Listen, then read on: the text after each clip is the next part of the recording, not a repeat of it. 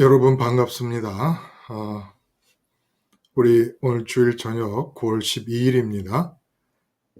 십자가 온라인 교회 모임 함께 하겠습니다. 제가 기도드립니다. 하나님 아버지, 요즘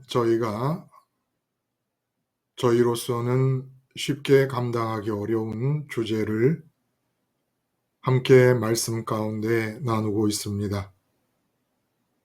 종교 무용론, 인류 역사와 더불어 가장 긴 역사를 갖고 있는 인간의 한 영역인 종교가 누구라서 감히 전혀 쓸모없는 것이라고 선언할 수가 있겠습니까?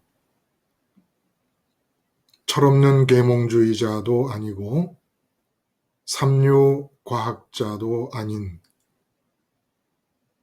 그런 못난 사람들이 아닌 다음에 누가 감히 종교의 무용론을 얘기할 수 있겠습니까? 그러나 하나님, 부족한 저희들, 우리 주님 십자가를 생활하며 약속대로 아버지를 만나는 것을 소망하는 가운데 실제로 창조주 되신 하나님을 나의 아버지로 만나는 작은 경험들을 모아 그 경험들에 기반해서 우리 주님 십자가만 있으면 된다는 생각으로 종교의 무용론을 이야기하게 되었습니다. 오늘 이 시간을 마치고 난 다음에는 우리 모두가 우리 주님 십자가 하나만을 알겠다는 사도 바울의 작정처럼 과연 종교가 무용하다는 이야기가 단순한 주장이 아니라 우리의 체험이 될 수 있을 만큼, 우리의 확신이 될 수 있고 우리의 소신이 될 수 있을 만큼 깨달음의 지경이 넓어지게 하여 주시옵소서. 마지막까지 함께 해 주시옵시기를 바라오며 예수님의 이름으로 기도드리옵나이다. 아멘. 여러분,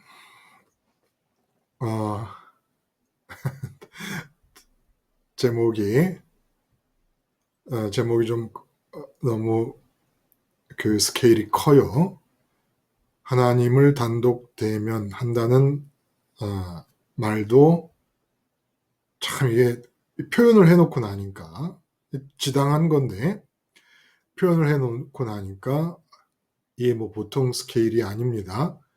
하나님 단독 대면 위한 모든 종교 무용론, 하나님을 단독 대면한다는 이야기도 그렇고 종교의 무용론이라는 말도 그렇습니다. 또 내가 직접 신을 만날 때 진짜 만났다면, 그러면 신을 만난 사람이 세상에서 섞여 살 때 이 세상은 어떤 반응을 보일 것인가? 분명히 예수님은 나는 세상에 속하지 아니하였다.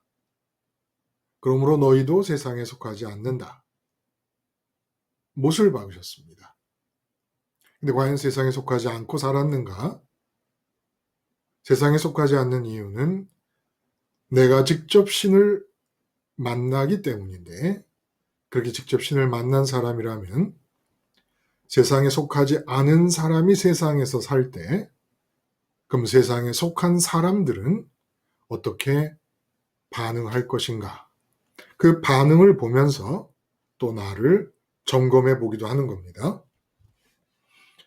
자, 이런 의미로 두 번에 걸쳐 함께 나눈 말씀에 대해서 우리 함께 서로 나눠보기로 하지요. 자, 어느 분이 먼저 말씀하시겠습니까? 네, 목사님 안녕하세요. 예, 김수희님. 저는 이제는 요번에 이틀을 걸쳐서 말씀하신 중에 그 네네, 사도 바울을 감금시키는 거, 네네, 예, 그거에 대해서 근데 이제는 제가 십자가 생활을 하기 전에는 네네. 제 자신도 사도 바울을 감금을 시킨 적이 있어요.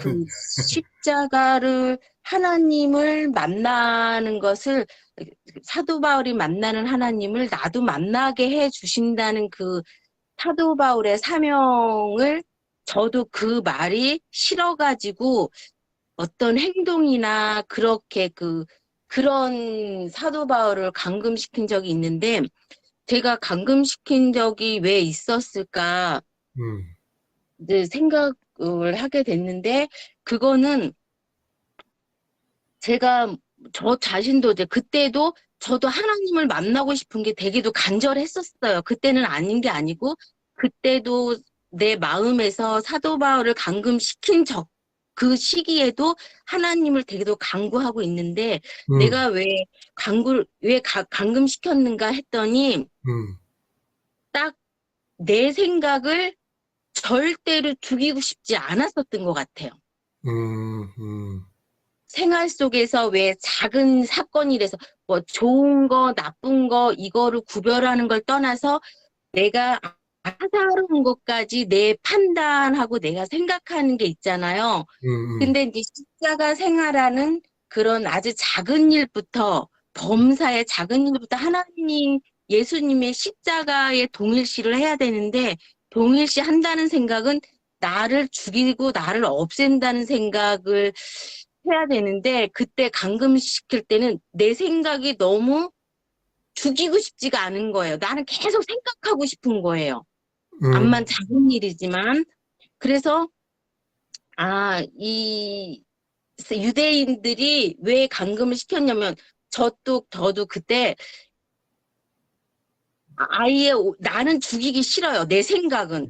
내 생각이 옳은 것 같아요. 그리고 난 또 내 생각대로 하고 싶었어요. 음, 근데 내 생각대로 하고 싶고 해도 하면서 만약에 율법이 있다면 예를 음, 들어서 새벽 예배를 며칠까지 다녀라. 음, 뭐 헌금을 얼마 이상 해라. 음, 그렇게 하면서 내 생각을 계속 굽히지 않고 가면은 더 편할 것 같은데 음, 지금 생각하니까 내 생각, 내가 죽는 게 너무 싫어서 내가 이 사도 바울을 감금시킨 적이 있었던 것 같아요. 그래서 제가 이 설교를 들으면서 음, 나를 죽인다는 거, 매 순간 사건마다 어떤 일마다 내 생각에 이렇게 십자가를 동일해서 똑같이 죽기가 싫어서 음.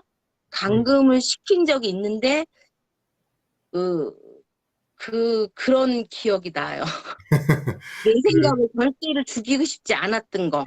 그래. 음. 그, 지금 이제 말씀하시는 것은, 내가 사도 바울을 감금했다라는 그 얘기는 그 유대인들이 이제 사도 바울을 감금한 거는 실제로 로마 사람들인데 이제 로마 군인들이 사도 바울을 감금하도록 유대인이 계기를 만들었으니까 유대인들이 간접적으로 사도 바울을 감금한 것이나 마찬가지죠. 이제 그런 의미에서 지금 김순희 님이 나도 사도 바울을 간접적으로 감금시키던 그 유대인의 심정이었던 적이 이제 있었다. 이런 뜻의 말씀 같아요. 근데 이제 그럴 때를 자기를 돌아보면 어, 하나님을 찾고 있었던 것도 맞고 하나님 자신을 간구하는 마음도 있었지만 어, 그 유대인과 같은 마음을 가졌다는 것이 결국은 이 세상 일에 대해서 내게서 나오고 있는 이 생각 자체를 포기하고 싶지 않았기 때문에 그 생각하고 있는 세상에 대해서 생각하고 있는 나를 쉽게 놓고 싶지 않았다. 십자가에서 마땅히 죽었어야 될 그 나를 고집하는 바람에 사도 바울을 간접적으로 감금하는 유대인의 마음으로 하나님을 찾고 있었던 적도 있었다. 그런 얘기를 어, 해주셨는데 중요한 얘기예요. 지금 왜 갑자기 이렇게 사도행전 마지막 부분에 와서 종교라는 이야기가 우리 그 나눔의 전면에 등장을 지금 하게 되었는가? 이게 이제 중요한 얘기예요. 그런데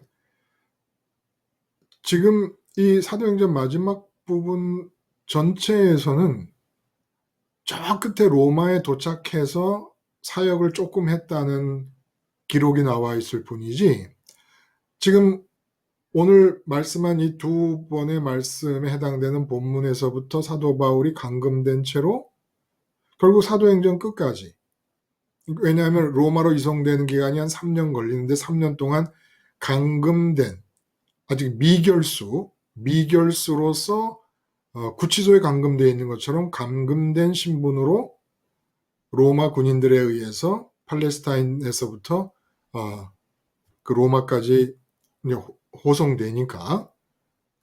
근데 이 긴 감금의 사건이 유대인들 때문에 그러고, 또 유대인들은 왜 그렇게 사도 바울을 지긋지긋할 정도로 미워했느냐, 죽이려고 작정하고 왜 그랬느냐, 그게 이제 유대 종교에 대한 사도 바울과의 관계를 이유로 삼았다는 겁니다. 근데 사도 바울이 구원을 전하는데 근본적으로 이방인들의 구원을 전하고, 그 구원에는 자기들이 2000년 동안 믿어오고 이름을 불렀던 하나님에 의해 주어지는 구원인데도 불구하고, 그 하나님을 2000년 동안 이름을 불러온 유대 종교의 존재 의미 자체가 다 사라지는 상태로 구원을 전하는 것으로 포착했기 때문에. 근데 사실은 사도 바울이 실제로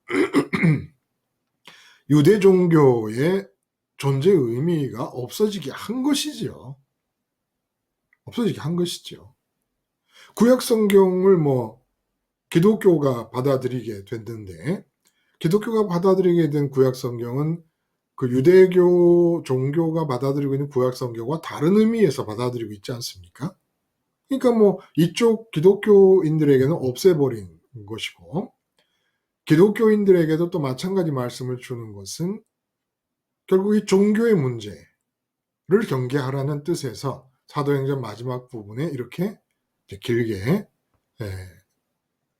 이 종교와의 대결을 말씀하셨어요. 그런데 사실은 사도 바울과 유대 종교의 열심인 유대인들과의 대결 같아도 실제로는 종교와 하나님 나라의 대결이다, 이렇게 볼 수, 종교 생활과 하나님 나라의 대결이다, 볼 수 있겠다는 겁니다. 근데 이제 김순희님 같은 경우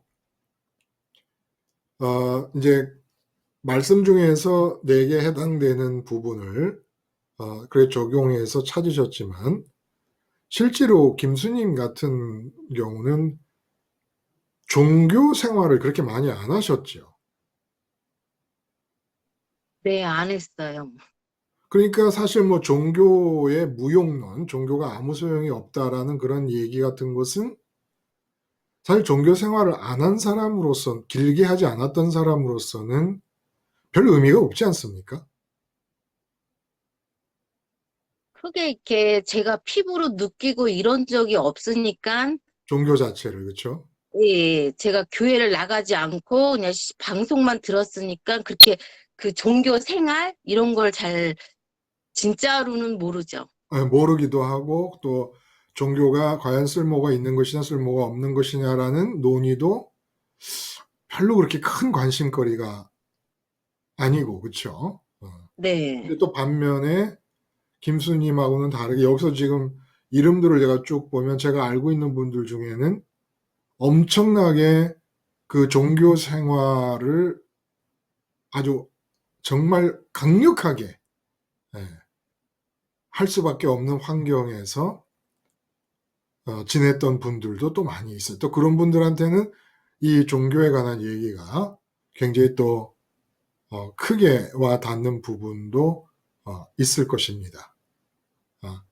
그러면 왜 하나님은 성령의 감동을 통하여 이 누가를 도구로 삼아서 이렇게 사도행전을 써 나가시는 과정 중에 마지막 부분에 와서 이렇게까지 길게 강력하게, 아니 이게 22장 28장까지면 몇 장입니까? 그 얘기가 다 팔레스타인에서 감금돼서 2년 동안 지내는 얘기와 로마로 호송되는 그런 얘기들로 가득 채웠는데, 이게 지금 다 사도 바울 개인에게 임한 하나님의 나라와 유대인들이 추구하고 있던 종교 생활과의 대결, 그리고 또 종교 생활은 더 크게 보면 나의 나라를 사는 사람들이 나의 나라 안으로 하나님에 관한 언어 체계를 끌어들인 게 종교란 말입니다. 다시 말씀드려요. 나의 나라를 사는 사람들이 하나님에 관한 말들을 끌어들이면 그게 종교란 말이에요. 그러니까 하나님을 끌어들이지도 못해요. 하나님에 관한 언어의 체계를 끌어들이는 것이지. 실제로 자, 이런 상황이 있는데 하나님이 이렇게 종교의 얘기를 이렇게 강하게 들춰내시면, 김수님 같은 분이 있고 종교생활 열심히 하던 분들이 있는데, 공통적으로 이 종교라는 문제, 종교생활과 하나님 나라의 대결이 종교생활을 안 한 사람에게도 의미가 있다는 거예요. 십자가 복음으로 생활을 해 나갈 때 강력하게 경계해야 되는 부분이 있기 때문에 종교라는 얘기를 부각시키신 겁니다. 종교 생활과 하나님 나라, 사도 바울에게 임한 하나님 나라와 유대인들의 종교 생활을 대결을 시킨 겁니다. 그러니까 종교 생활을 실제로 열심히 안 한 김순희님에게도 이 종교 생활과 하나님 나라를 대결시키신 하나님의 의도는 아주 강하게 적용이 될 수 있다는 거예요. 자, 그러면 이 하나님의 의도, 하나님이 무엇을 경계하게 하시려고 예수님의 십자가 복음을 갖고 하나님 나라를 사는 사람들에게 경고를 주시기 위함입니다. 그러면 어떤 내용을 경고하시기 위함이었을까? 그건 종교 생활을 했던 사람에게도 안 했던 사람에게도 똑같이. 그러나 종교 생활에서 나타나는 현상이 그대로 십자가를 생활한다는 나에게도 나타날 수 있기 때문에, 그래서 이 경고를 주신다는 거예요. 십자가 생활을 하는 중에도 계속 나타날 수 있는 위험성, 종교 생활하는 사람과 똑같은 위험성이 나타날 수 있다라는 겁니다. 그게 뭘까요?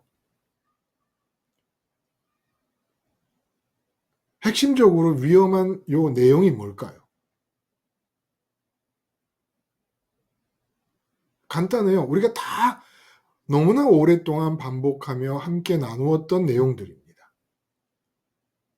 근데 그 내용이 너무너무 하나님은 걱정스러우신 거예요. 그 걱정스러운 일이 십자가 복음을 붙잡고 가는 사람들에게 나타날까 봐 이렇게 긴 많은 부분을 할애해서 사도 바울에게 임한 하나님의 나라와 유대인들이 살고 있는 나의 나라의 삶을 대결시키는 내용을 우리에게 전달해 주고 계신다는 겁니다. 그게 뭘까요? 너무나 간단한 거. 너무나 잘 알고, 제가 말씀을 드리면 딱 알 수 있는, 모든 사람이 알 수 있는 내용. 종교에서 나타나고 있는 현상 중에 하나님이 제일 안타까워하고 속상해 하시고 아쉬워하는 부분이 뭘까요? 종교 생활을 하는 사람들, 종교 속에서 나타나는 현상 중에. 네, 목사님. 네. 샤론님, 예. 이렇게 내가 이렇게 하나님을 잘 섬겼더니 이렇게 하나님이 역사해 주시고 이 세상에서 복을 주셨다라고 이렇게 적용하는 거 아닐까요? 맞죠?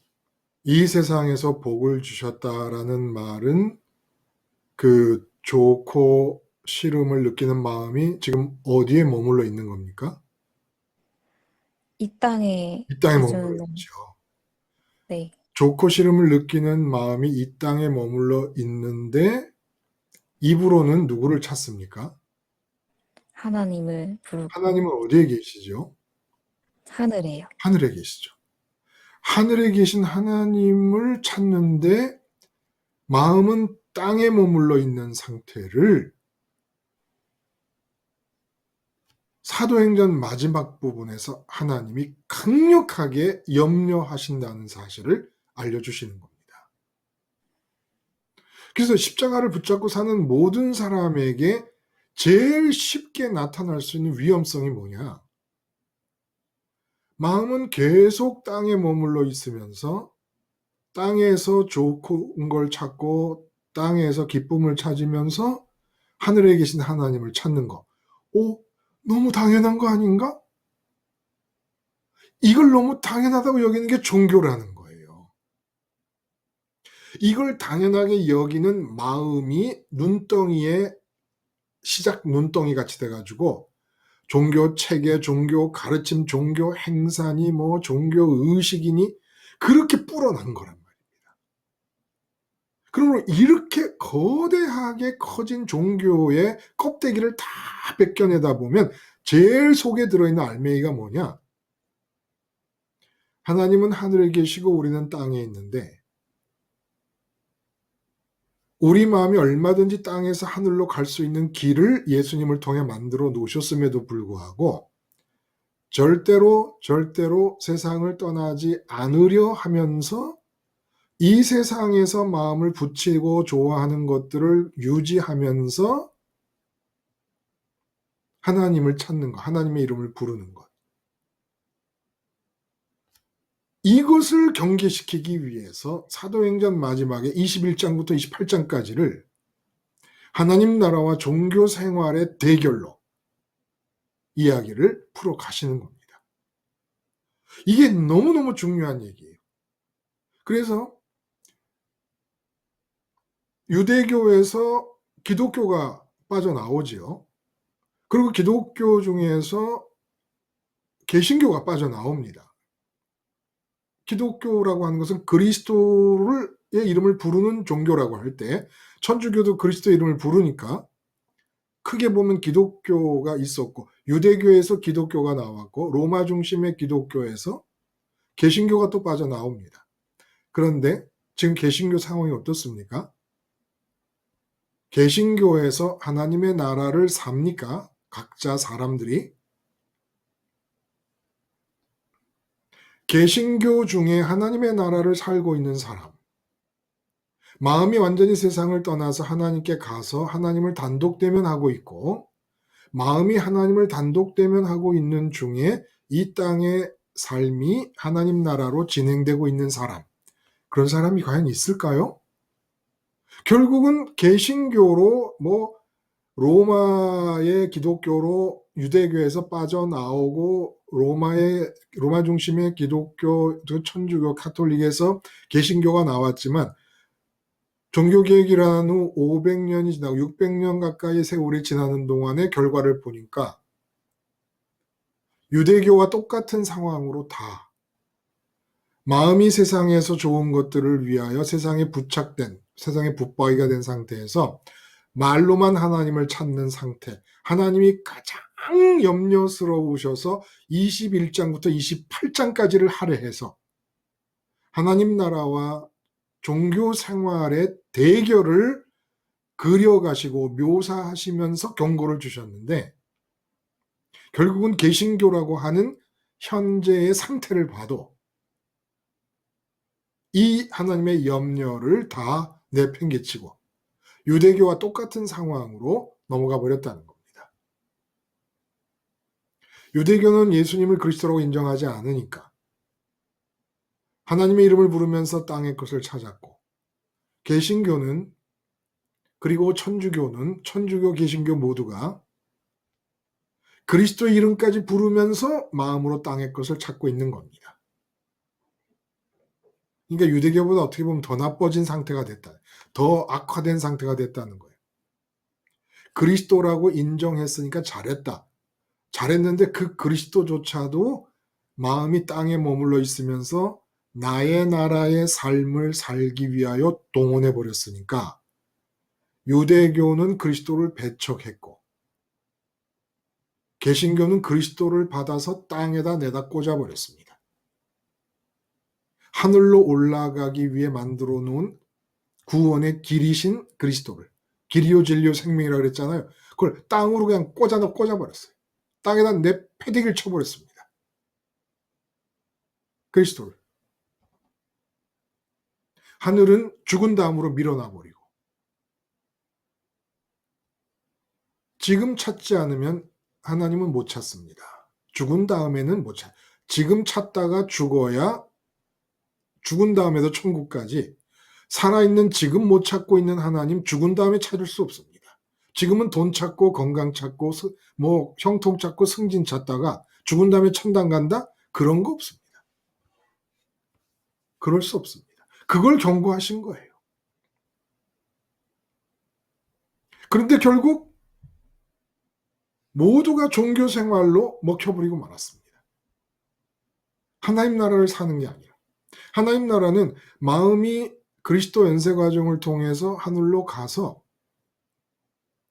하나님을 대면하고 있는 상태에서 삶이 진행될 때 하나님 나라를 살게 될 수밖에 없습니다.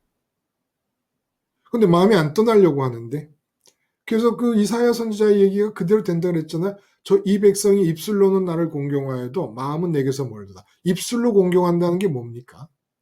입술로 공경한다. 입술이 상징하는 바는 말이에요. 말. 언어로 공경한다. 언어로 하나님을 사랑한다. 하나님께 충성한다. 하나님을 위해 봉사한다. 하나님의 율법을 지킨다. 하나님께 헌금한다. 하나님께 예배를 드린다. 말로. 근데 마음은 돈이 좋다, 건강이 좋다, 승진이 좋다, 형통이 좋다, 명예가 좋다, 인기가 좋다. 내 가족이 좋고, 내 아내가 좋고, 남편이 좋다. 전부 땅의 것. 이게 입술로는 공경하는 것. 마음은 멀고, 마음은 하나님 하늘에 계시고, 마음은 난 이 세상에 있고. 이게 종교라는 거예요. 선민의 삶이 종교의 삶으로 바뀌었다는 겁니다. 이사야 선지자의 지적은, 다시 한번 말씀드려요. 뭐냐? 종교가 잘못됐다는 얘기가 아니에요. 선민의 삶이 종교의 삶으로 바뀌었다는 겁니다. 종교가 뭡니까? 하나님에 관한 언어 체계를 세상에 갖춘 것이 종교입니다. 원래 구약도 종교 생활을 하라 그런 게 아니에요. 복지를 살라 그런 거죠. 복지의 삶을. 언제 종교를 가지라 그랬어요? 하나님이. 복지의 삶을 살라고 그랬죠. 성전을 지어 놓으신 것은 하나님을 단독 대면하기 위한 구약적 방법이었던 것이지, 이게 종교를 가지라고 한 게 아니었습니다. 종교가 뭡니까? 종교가 입술로 신을 공경하고 마음은 세상을 좋아하는 것입니다. 이게 종교예요. 하나님 나라는 뭡니까? 입술로 부르는 하나님이 계신 하늘에 마음이 올라가 있는 상태에서 땅을 사는 게 하나님 나라를 사는 겁니다. 근데 아까 김수희님도 사실은 비슷한 얘기를 한 거예요. 이 땅에 있는 어떤 문제가 있을 때 내가 계속 생각이 시작이 됐습니다. 생각이 발동이 걸렸어. 그러면 사람의 이 죄적 체질이 그 생각하고 있는 것을 끊고 싶지가 않아요. 한편 마음으로는 하나님을 찾고 싶은 마음이 있음에도 불구하고 하나님을 찾고 싶은 마음이 있는데도 불구하고 하나님 자신을 어떤 문제와 연관되지 않고 하나님 자신을 찾고 싶은 마음이 있음에도 불구하고 세상 문제에 대해서 생각이 발동이 되기 시작하면 끊지 않으려고 합니다. 김수님은 종교 생활을 해본 적이 없는 사람인데도 불구하고 종교 생활의 핵심인 마음 상태를 그대로 갖고 표현하고 있는 거예요. 실제로. 지금 김수님이 모였던 고마, 이 세상에 대해서 내가 생각하기 시작했는데 그 생각을 끊고 싶지 않은, 생각을 끊지 않는다는 게 뭡니까? 마음을 준다는 거거든요. 마음을 준다는 것은 마음이 세상 것을 찾고 있다는 뜻이란 말입니다. 생각 자체가 추구한다는 뜻이에요. 추구한다, 찾는다, 두드린다라는 의미가 있어요. 생각 자체만 해도. 그래서 세상을 추구하고 있으면서 하나님 이름을 부른 거예요. 근데 종교 생활을 한 번도 해본 적이 없어. 그러나 이미 종교가 끼어들 수 있는 핵심적 심리 상태가 형성되고 있었다는 거예요. 이게 이만큼 위험한 겁니다. 이만큼. 그래서 십자가 생활을 하면서도 제일 큰 방해가 뭘까요? 종교 생활로 넘어가고자 하는 것이에요. 자꾸 내 안에서. 마음은 세상에. 그리고 입술로, 말로는 하나님을 찾고.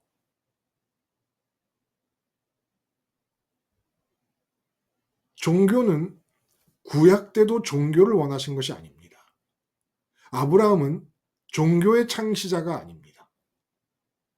그냥 선민의 조상이라 그래요. 선민의 조상.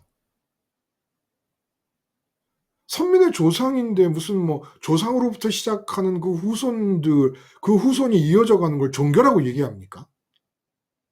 그런 거 없지요. 아브라함이 하나님만을 찾는 신앙을 모범적으로 보였습니다. 그래서 땅에 있는 것들을 버리는 것으로 일생을 지냅니다. 아브라함의 일생은 땅에 있는 걸 버리는 거였어요. 마음을 뺏어갈 만한 땅에 있는 것들을 버리는 것으로 아브라함의 일생은 꽉 찼습니다. 세상에서 사람들이 괄목할 만한 무슨 대단한 업적을 세운 게 아무것도 없어요. 그냥 소중하게, 누구나 인간이면 소중하게 여기는 것들을 버리는 것으로 일생을 마친 사람이 아브라함이에요. 근데 믿음의 조상입니다. 왜 믿음의 조상이 버리는 것으로 일생을 마쳤을까요? 마음을 붙잡을 만한 것들, 마음에 소중하게 느껴질 만한 것들을 버리는 과정이 왜 믿음의 조상일까? 하늘로 가야 되기 때문에. 이건 종교가 아니에요. 믿음을 보인 아브라함의 삶은 종교의 삶이 아니었습니다. 근데 유대인들이 이 아브라함으로부터 시작된 선민의 역사 속에서 자연스럽게 누구라고 할 것도 없이 모두가 동의를 하는 가운데 이 선민의 복지의 삶을 종교 생활로 둔갑을 시켜버린 겁니다. 그래서 이사야서가 지적을 한 거예요. 너희는 선민으로서 마음이 한 사람 한 사람 개별적으로 여호와 하나님을 마음과 뜻과 힘을 다해 사랑하면서 하나님을 단독대면 하는 중에 이 땅에서 하나님의 뜻이 내려오면서 복지의 삶을 살아야 될 사람들인데 입술로 언어로만 하나님에 관한 체계를 산더미처럼 만들어 놓고 마음이 절대로 땅을 떠나 하나님께로 가려고 하는 아브라함이 땅에서 마음을 묻고 있을 만한 좋은 것들을 그렇게 버리면서 모범을 보였음에도 불구하고 그리고 성전의 상번제를 통해서 그렇게 세상 것이 좋아서 끌어안고 있는 나를 어린 양과 함께 죽이라고 하는 하나님의 말씀, 의도, 취지를 충분히 모세를 통해 전달받았으면서도 끝내 이 세상에 묶여있는 마음이 죽어서 자유로운 상태가 돼서 하나님께로 가겠다고 하는 복지 삶의 주인공들이 아무도 없었다는 겁니다. 그냥 개별적으로 성전의 상번제를 통하여 하나님과 단독 대면해서 하나님과 더불어 동행하는 복지의 삶을 살라고 한 것이지 종교를 만들라고 해본 적이 없는 거예요. 구약 때부터. 근데 유대인들이 유대 종교를 만들어버리고 하나님을 완전히 전매 특허내버렸습니다. 그걸 결국은 잘라내신 거예요. 그리스도를 통한 구원의 역사 속에서. 잘라내시면서 하나님께서 염려를 하신 건 뭐냐면 유대 이 선민들이 유대 종교로 둔갑을 한 것처럼 예수 그리스도를 믿는다고 하는 사람들도 언젠가 이렇게 종교로 둔갑해 버릴 것을 아시고 지금 경계를 하신 것입니다. 왜? 사도행전이 뭡니까? 믿음을 받아들이는 사람들의 역사가 기록되어 있잖아요. 근데 그리스도를 받아들이는 사람들의 역사를 기록한 사도행전의 마지막 부분에서 종교를 철퇴를 가하면서 절대로 종교를 변하면 안 된다. 절대로 종교를 변하면 안 된다. 내 아들 예수를 십자가에 못 박고 부활시키고 승천시키고 우편까지 끌어들이면서 하늘로 올라갈 수 있는 마음의 길을 터줬는데 그럼에도 불구하고 이 길을 통해서 마음이 하늘로 올라올 생각을 안 하고 마음은 이 세상 것들이 좋아가지고 그저 이 세상에 거지 근성이 붙어갖고 세상에서 좀 거리를 찾겠다고 만족거리, 체험거리, 기쁨거리 이 거리들을 찾겠다고 돌아다니느라고 내 아들 예수의 그리스도 사건까지도 종교로 끌어들이는 일은 절대로 없어야 된다는 것을 가르쳐 주신 것입니다. 근데 여지없이 천주교라는 기독교도 그렇고 개신교라는 기독교도 그렇고 서로 앙숙이 돼서 서로가 서로를 향해 이단이라고 지탄하고 있습니다만은 결국은 둘 다 똑같이 선민의 역사가 종교의 역사로 둔갑해버린 것처럼 그렇게 개신교의 역사도 불과 500년 넘게 흘러오는 요 기간 동안에 어느덧 종교로 둔갑을 해버린 겁니다.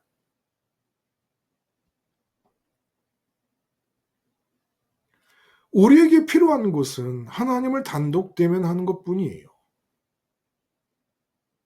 개인적으로 신을 만나는 것뿐입니다. 그거 말고는 필요한 게 없어요. 아브라함이 무슨 종교를 갖고 있었습니까? 175세까지 살던 아브라함이 그 175년을 사는 동안에 하나님과 개인적으로 만난 거 말고 하나님께 마음을 드리기 위해서 세상에서 마음을 뺏어갈 만한 것들을 제거하는 삶을 산 거 말고 무슨 종교를 만들었습니까? 아브라함이? 아브라함은 종교의 창시자가 아닙니다. 모세도 종교의 창시자가 아닙니다. 아무도 종교를 만든 사람이 없습니다.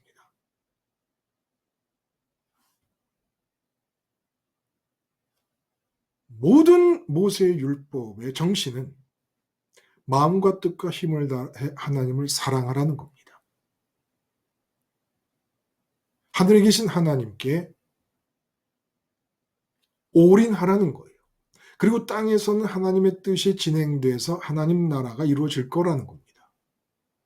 개인에게 말한 거예요. 개인에게.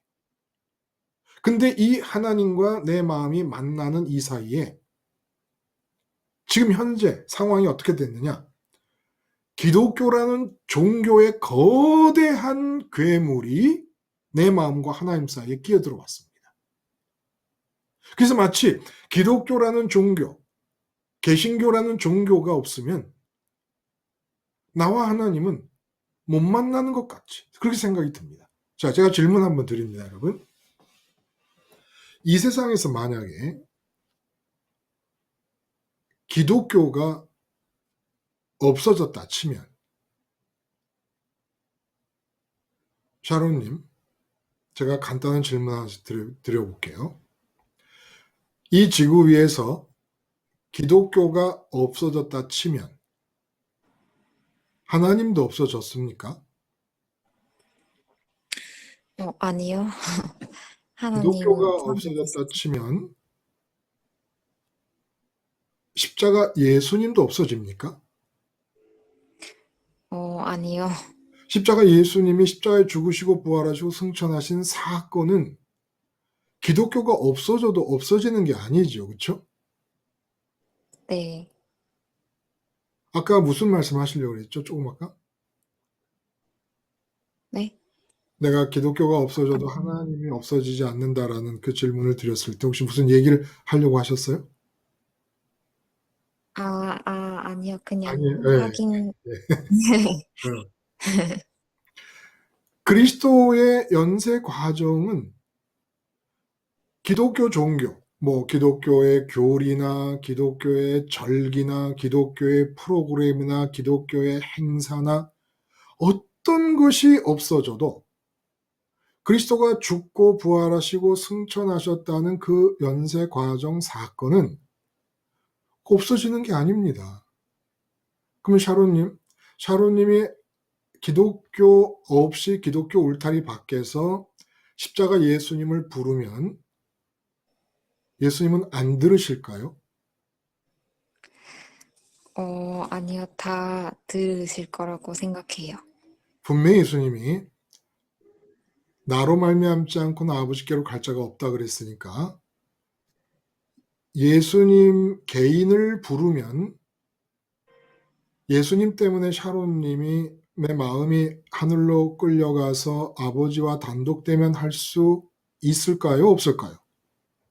있지요. 그렇죠? 이거 약속이에요. 네. 약속이에요.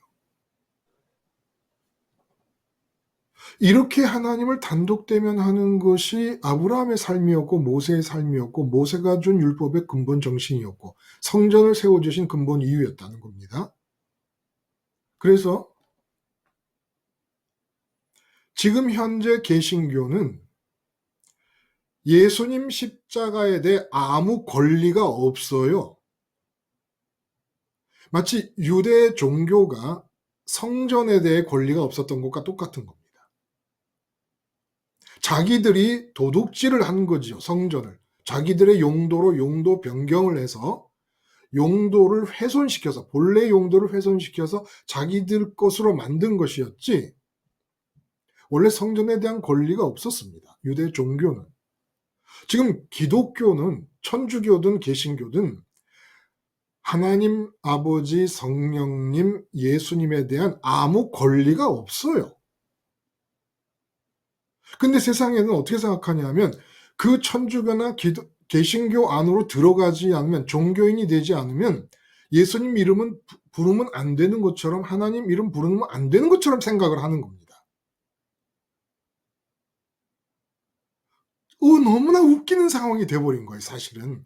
너무나 웃기는 상황인데 너무 프리베일하게, 너무 절대적으로 편만하게 돼버렸어요. 그 스케일이. 그러니까 이 잘못된 상황이 편만해지니까, 압도적으로 편만해지니까 이게 그냥 진리처럼 받아들여져 버리는 겁니다. 다시 말씀드려요. 제가 장로교 통합측 안수받은 목사였습니다. 장로교 통합 측은 그리고 장로교 합동 측도 성결고도 감리교도 뭐 어떤 이단, 그 정통교단이 이단이라고 말하는 사람들은 말할 것도 없고 어떤 정통교단도 예수님 십자가를 한 개인이 전혀 교단과 상관없고 개신교와 상관없이 부르고 찾을 때 그들이 예수님께 말해서 저 사람은 개신교에 소속된 사람이 아니니까 예수님 응답하지 마세요 라고 할 수 있는 권리와 자격이 있는 사람이 아무도 없다는 거예요. 내가 혼자 골방에서 그냥 십자가 예수님을 찾는데 예수님이 응답하지 않으실 리가 없는 것은 공생애 때부터 부활하신 후까지도 계속해서 일어난 사건은 예수님이 사람을 개인적으로 만난 것입니다. 12제자를 두셨다는 것은 12개의 개별적인 만남을 이루셨다는 얘기지 12명을 단체로 해서 한 번 만난다는 뜻이 아니었다는 거예요. 75억 명이 예수님을 부르면 75억 개의 만남을, 개별적인 만남을 이루신다는 거지 75억 명을 하나의 묶음으로 해서 한 번에 만난다는 게 아닙니다. 개신교가 무슨 권리가 있습니까? 삼위일체 하나님에 대해서. 원래 이런 식으로 종교에게 하나님은 당신 자신에 관해서 무슨 권리를 주신 적이 없습니다. 근데 종교라고 하는 것이 시간을 가면서 커지면서 종교 지도자들에 의해서 하나님의 이름과 예수님의 이름을 서서히 독점하기 시작을 합니다. 마치 거기 들어오지 않으면 구원 못 받을 것처럼 얘기를 합니다. 그래서 사도 바울의 다메섹 사건이 의미가 있다는 거예요. 왜? 사도 바울이 전한 것이 결국은 다메섹 도상에서 자기가 예수님, 신이신, 부활한 신이신 예수님을 개별적으로 직접 만난 그 만남을 다른 사람들에게도 일어나게 하도록 전하는 사명을 받게 되니까. 다메섹이 사도 바울의 회심의 사건이요 사명의 사건이잖아요. 사명이 뭡니까? 다메섹 도상에서 예수님과 개별적으로 만나요. 그리고 그 만남을 모든 사람이 만나라고 하면서 돌아다닌 거예요. 결국은. 근데 그 모든 사람이 예수님을 자기가 다메섹 도상에서 만날 때처럼 만날 때는 그동안 유대 종교의 1인자였는데 1% 안에 드는 엘리트였는데 유대 종교라고 하는 이 종교가 자기가 예수님을 만나는 그 만남에 아무런 역할도 기능도 의미도 존재감도 없더라는 겁니다. 그래서 그동안 좋던 것을 배설물로 여긴다는 얘기가 나온 거예요. 그렇게 유대교의 열과 성의를 다해서 사랑을 퍼붓고 애착을 퍼붓던 이 사도 바울이 그동안 내가 좋다고 여겼던 걸 배설물로 여긴다는 얘기가 나온 거라고요. 개신교는 천주교도 마찬가지고 여러분이 부르는 예수님과 예수님의 십자가 사건, 그리스도 연세 과정에 대해서 아무 권리가 없어요. 무슨 권리가 있습니까? 여러분이 십자가 예수님을 찾으면 여러분의 예수님이 되는 건데 그게 믿음으로 구원 얻는다는 얘기 아니에요? 응? 그게 그 얘기가 바로 종교가 필요한 게 아니에요. 근데 종교가 엄청난 비즈니스 아이템을 붙잡은 겁니다. 봉이 김선달이 대동강 물 팔아먹는 것처럼 그냥 예수님 십자가는 예수 이름을 부르는 누구에게든지 이름을 부름으로써 구원의 길이 되어주시는 것인데 종교가 대동강 물 팔아먹듯이 예수님 십자가를 팔아먹기 시작한 겁니다. 아마 인류 역사상 가장 큰 비즈니스는 신, God, 신을 팔아먹는 비즈니스일 것입니다. 그리고 신을 팔아먹는 비즈니스를 종교가 하는 거예요. 유일한 신은 하나님밖에 없습니다. 그 하나님은 예수 이름 부르고 예수님과 함께 십자가에서 죽었음을 고백하면 대동강 물이 흘러가듯이 누구에게나 하늘로 흘러가는 은혜의 혜택이 주어지게 돼 있었던 겁니다. 근데 그 사이에 종교가 끼어듭니다. 유대교가 아브라함의 본을 받고 아브라함의 후손이라는 사람들이 아브라함이 종교와 정반대의 길을 걸은 건데 종교가 뭡니까? 마음은 땅에 머물러 있으면서 시공을 초월하는 초월자 신을 찾는 게 종교예요. 근데 아브라함은 시공을 초월한 초월자인 신을 나의 신으로 붙잡기 위해서 이 세상에서 자기 마음을 붙들고 있는 모든 것들을 버리느라 일평생을 지낸 사람입니다.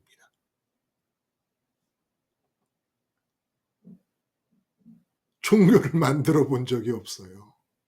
응? 모세가 나타나서 한 일이 뭡니까?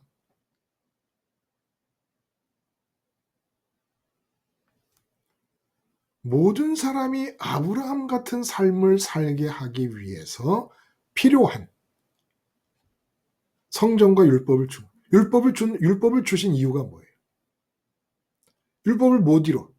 내가 왜 율법을 못 이뤘을까? 하나님을 사랑하지 않기 때문이다.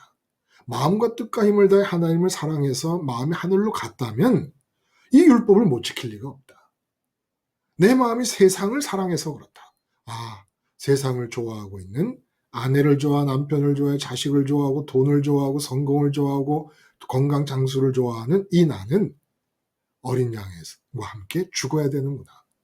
그래서 율법은 하나님을 사랑하지 않고 있는 나의 체질을 본 거울로 주신 것이고, 그렇게 흉악한 나의 모습을 율법의 거울로 보고 난 뒤에는 어린 양과 함께 그 번제단에서 죽으라고 성전을 주신 겁니다. 그리고 이것은 나와 하나님과의 단독 만남, 개별 만남을 위해 허락하신 것이지, 종교처럼 마음은 땅에 붙이고 있는 세상 가치를 얻기 위해 하나님을 땅으로 끌어들이는 그런 종교를 만들려고 주신 게 아니었던 거예요. 근데 지금 말씀드린 대로 기가 막힐 노릇이죠. 제가 앞잡이였습니다만 사도 바울이 고백하잖아요. 22장에서 나는 교회를 핍박하던 사람이고 성도를 잡아 죽이던 사람들이다. 제가 성도를 잡아 죽이진 않았지만 똑같은 입장에서 종교의 앞잡이 노릇을 하던 일본 앞잡이처럼, 친일파 일본 앞잡이처럼 종교의 앞잡이 노릇을 한 사람 아닙니까? 어떻게 이렇게 뒤집어진 진리를 뒤집어 놓고 어떻게 이렇게 살 수가 있었을까요? 우리가. 무서운 얘기죠. 자, 질문 하나 해볼까요? 이 종교 생활의 핵심을 말씀드렸어요. 하나님 나라의 핵심. 이 종교 생활의 핵심과 하나님 나라의 핵심을 같이 비교를 한번 해보죠. 종교 생활의 핵심은 뭐고 하나님 나라의 핵심은 뭘까요? 종교 생활이 가능하기 위해서 필요한 상태. 하나님 나라의 삶이 진행되기 위해서 필요한 마음의 상태. 뭐지요? 종교생활 말씀드렸어요. 마음은 땅을 좋아하고 하늘에 계신 하나님을 끌어들인다. 하나님 이름을 부른다는 게 그 뜻이란 말이에요. 하나님 나라의 핵심은 마음은 하늘에서 하나님을 단독되면 한다. 그러면 땅에선 하나님 나라가 진행된다. 이게 뭐 어렵습니까? 그렇죠? 이거를 깨닫는 게 어려워요. 우리가 종교 무용론이란 얘기가 참 무거운 얘기고 스케일이 큰 얘기고 우리 같은 별 볼 일 없는 사람들이 함부로 입에 담을 수 있는 그런 얘기가 아니다라는 얘기를 했어요. 근데 사실 내용을 따지고 보면 웬만하면 다 알 수 있는 문제 아니었을까요? 너무 명확하지 않습니까? 아브라함이 종교를 창시하지 않았다는 얘기 여러분 동의 못 하시는 분 계십니까? 어느 종교가 땅을 좋아하며 초월신을 땅으로 끌어들이려고 하지 않는 종교가 있습니까? 아브라함은 그렇게 산 적이 없습니다. 그냥 아브라함은 평범한 떠돌이 불황민이었습니다. 하나님이 계속 돌리십니다. 정착도 못하게. 그리고 정착하는 가나안 땅에서 제일 먼저 산 게 자기 무덤이었어요. 자기 이름으로 하나님이 약속해 주셨다는 가나안 땅을 자기 이름으로 구입을 하는데 제일 먼저 구입한 게 무덤자리, 죽음의 자리예요. 무덤자리. 어떻게 복지를 사는데 무덤부터 사요? 무덤이 뜻하는 게 뭡니까? 너는 세상에서 죽을 거다. 그러니까 세상에 마음 붙이지 말라는 거예요. 복지를 주시는데 제일 먼저 아브라함이 구입한 땅이 무덤이었어요. 자기가 묻힐 무덤. 이건 종교가 될 수 없습니다.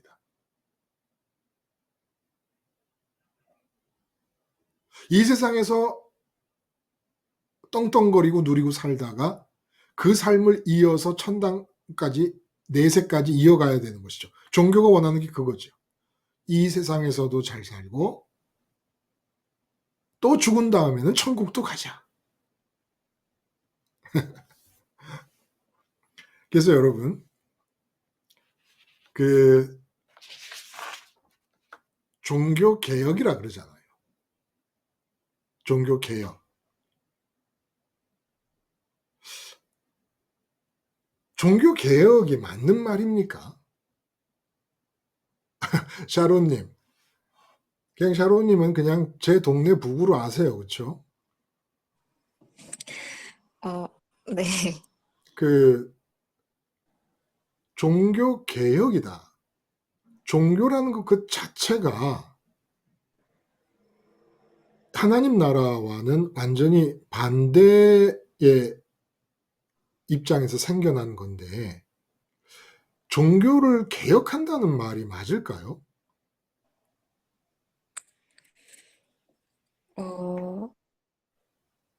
조금 어려운 질문인 것 굉장히 같은데. 어려운 질문이죠. 이거 뭐 신학교 총장님한테 질문을 해도 될 것이에요. 이 질문 어, 문제는. 네, 개혁이 음, 이렇게 십자가 복음 차원에서 음. 된다면 정말 좋은 것이 될 것 같고, 그게 복음이 기준이 안 된 개혁이면 잘못된 것 같아요. 그렇죠. 그런데 이렇게. 종교가 복음의 기초에서 개혁을 해버리면 올바르게 개혁을 했다 그러면 복음을 받아들이자마자 모든 사람들의 마음이 복음 십자가만 붙잡고 전부 마음이 하늘로 올라가 버릴 겁니다. 그러면 어떤 일이 벌어지냐면 종교가 각 사람에게 필요하게 되겠습니까? 필요 없게 되겠습니까? 그렇게 생각하면 필요한 게 되는 건가요? 종교를 통해서 그렇게 된 거니까. 예, 제가 질문하면 더 어렵게 생각하시는 것 같아요, 다들. 막, 네. 막 이렇게 막 심오한 무슨 답이 을 숨겨놓고 목사님이 질문하는 거 아닌가 이렇게 생각해서 그럼 종교가 필요 없는 거죠. 네. 종교가 제대로 개혁이 돼갖고 십자가 복음을 올바르게 붙드는 쪽으로 개혁이 됐다. 그래서 십자가를 올바르게 붙들고 생활을 하다 보면 종교가 갖고 있는 모든 시스템 자체가 십자가 하나를 붙잡는 것 외에는 필요가 없게 돼 버립니다, 실제로. 네네. 안 그렇겠어요? 이제 이해가 돼요. 네. 우리가 지금까지 얘기한 게 그건데 그러면 종교의 개혁이 참다운 종교 개혁이라면 어떤 개혁이라 해야 될까요? 결국 어, 네. 뭐 그냥 상식적으로 말하면 그게 네. 총장님들 답변보다 더 맞을 수도 있어요.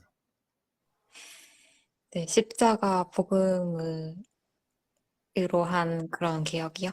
그런 개혁이라고 한다면 종교 개혁이라는 말은 어떻게 바뀌어야 될까? 어, 종교가 개혁되면 안 되잖아. 종교가 계속 남아 있으면서 개혁되면 안 되잖아. 결국은 종교 네. 개혁은 종교 스스로가 종교를 폐지시켜야지 끝나는 거예요. 그게 진정한 종교 개혁이에요. 아, 정말 종교에 속해 있던 사람들이 회개하고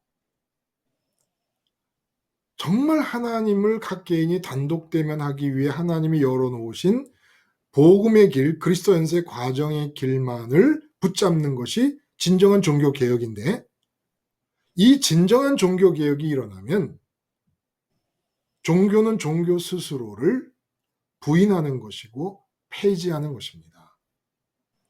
그러므로 진정한 종교 개혁은 종교가 종교 자신을 폐지시켜 버리는 겁니다. 그리고 각 사람에게 아브라함이 그렇게 살았던 것처럼 평생을 무슨 성도가 없었어요. 아브라함에게. 혼자 그렇게 살았던 거죠. 근데 믿음의 조상이에요.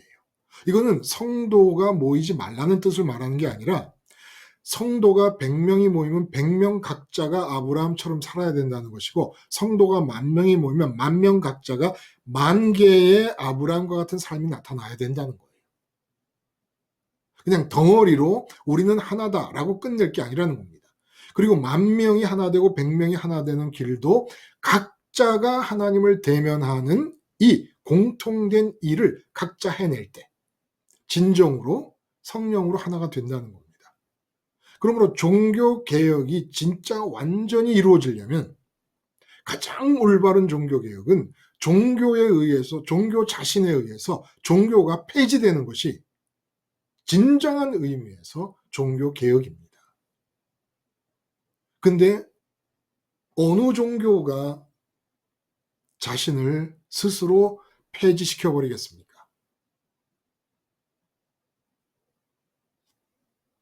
이렇게 말하는 사람을, 요즘은 뭐 종교 자유가 있는 시대니까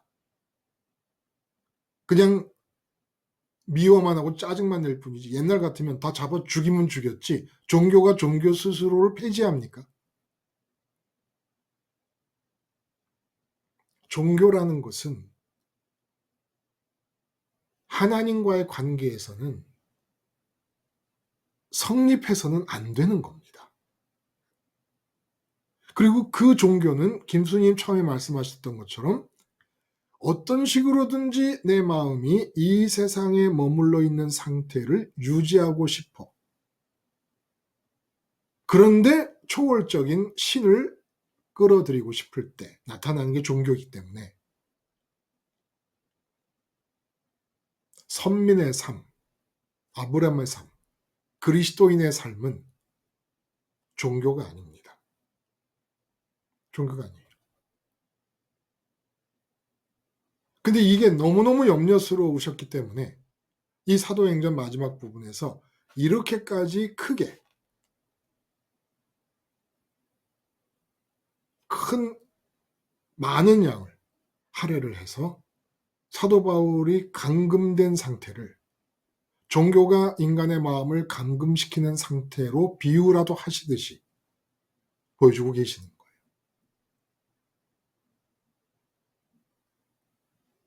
자, 우리 그러면 혹시 이게 뭡니까? 내가 직접 신을 만날 때 세상의 반응이라고 하는 이 두 번째 설교 말씀에 대해서 말씀을 좀 한번 해볼까요? 누가 좀 오늘 띄울 분이 계실까요? 내가 직접 신을 만날 때 세상의 반응. 얘기가 다 한 주제로 통하고 있습니다만, 혹시 그 혜민 씨 말씀을 들으셨으면 예, 예. 오늘 아침에 나눈 말씀에 대해서 혹시 마음에 와 닿는 부분이나 이런 게 있을까요? 그냥,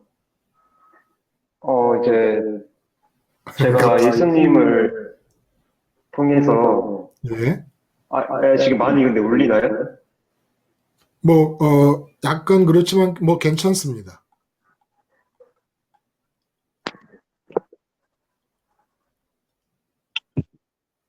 만약에 예수님을 정말로 만났다면은 예. 이제 예수님을 통해서 이제 신이신 하나님을 만나는 것인데, 이제 그렇게 됐을 때 이제 사람들의 반응이 정말 뭐 이제 첫 번째 반응처럼 이제 자기들이 이어온 종교자들은 뭐 철저하게 분노를 할 것이고, 네.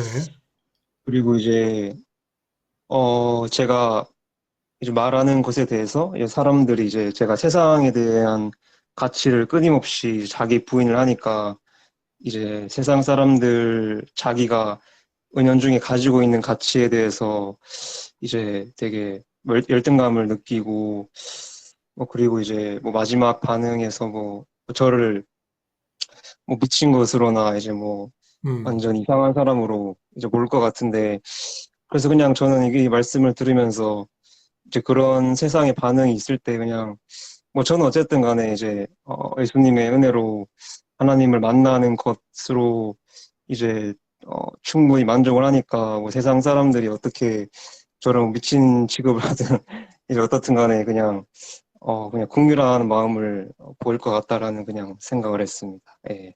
그냥 그 내가 받은 은혜의 크기가 나한테 너무 감사하니까 뭐 세상 사람들이 나를 어떻게 취급을 하더라도 그 무슨 뭐 개의치 않을 것이다. 근데 그 햄리님 네네.